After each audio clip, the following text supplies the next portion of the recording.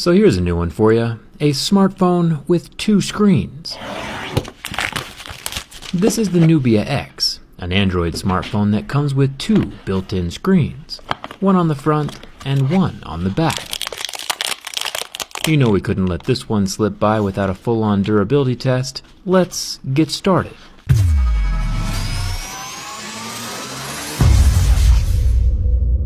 So supposedly, if you want to work this contraption, there's two fingerprint readers on the sides that when gripped allow whatever's displayed on the front screen to flip over onto the back panel, while retaining full functionality. You can run the whole phone from back here. When the rear screen is turned off, it looks just like a normal phone. Let's see what happens when we scratch test both screens. This Nubia X comes with a built-in screen protector, which is nice. I'll pull that off. The interesting thing with this phone is that there's no notch. There's no front-facing cameras or sensors that need to be hidden, which allows the whole front of the phone to light up, edge to edge, as a display with pretty much no bezels. As we see from the scratch test, the front is made with tempered glass, scratching at a level 6 with deeper grooves at a level 7.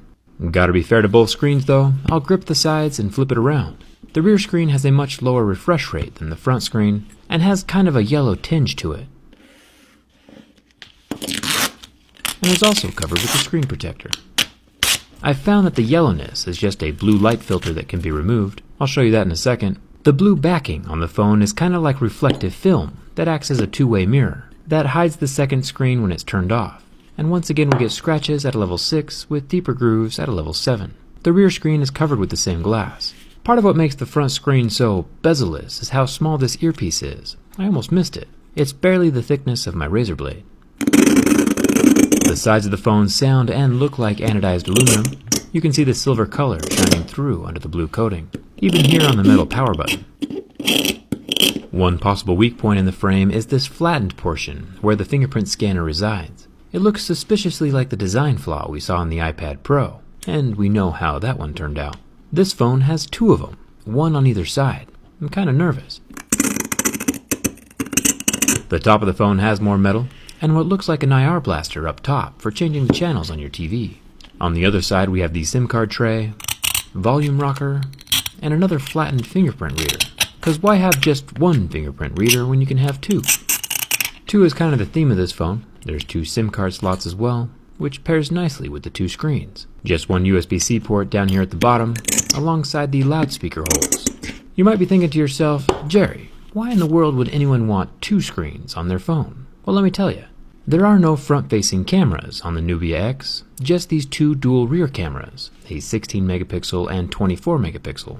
One regular and the other one for that portrait mode stuff. So when you want to take a selfie, you get to use the powerful rear-facing cameras while seeing your face at the same time. It's an interesting solution to the notch problem, but also a solution that actually works. I'm impressed with the ingenuity.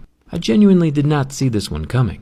Like dual everything else on the phone, there are two fingerprint scanners. You can use one or set up both for added security. And even with the damage inflicted on the right side, the phone can still sense and unlock my fingerprint. Not too shabby, but at least there's the backup if one ever fails. Now here's where things get interesting. This front screen is a 6.2-inch 1080p IPS LCD, meaning that after about 10 seconds we see the pixels getting hot, turning off, and going black, until the heat is removed and then they slowly recover. They do recover completely though. Checking the back screen though is where we see one of the brilliant parts of the Nubia X design. An LCD screen when turned on has light shining through every single pixel, even the black ones, so the whole display lights up. An LED screen or an AMOLED screen does not have light shining through the black pixels, so you really can't tell when the screen is on or off, because the blacks are so black and emit no light.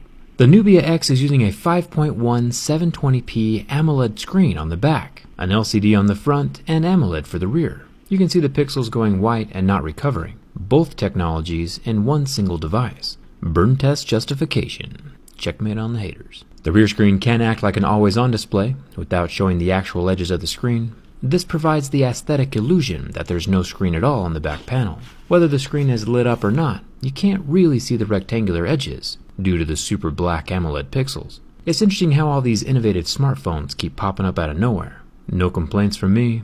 Here's a quick look at the rear display with the blue light filter turned off. It looks completely normal and as good of quality as the front screen. I'm not sure why the Nubia X had that setting turned on right out of the box. I think it looks pretty good. All of these awesome gimmicks, though, mean nothing if the phone can't survive in your pocket for a few years. Here on my channel, we put phones through years of abuse in just a few minutes. It's time for the bend test. The dual fingerprint design on both side rails might just be fatal. With a solid flex from the front, we get minimal bend, but no catastrophic damage, creaks, or snaps.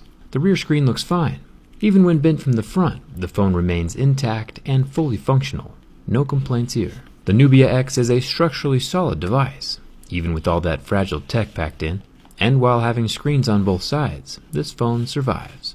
As a side note, if one screen does accidentally break, you can always just use the other as a backup, since it does come with two. Do you think this phone is the future? Is a dual screen phone a better solution than a motorized front-facing camera? Which one do you prefer? Back-to-back screens are definitely fascinating. Hit that subscribe button if you haven't already, and coming out with me on Instagram and Twitter. Thanks for watching. I'll see you around.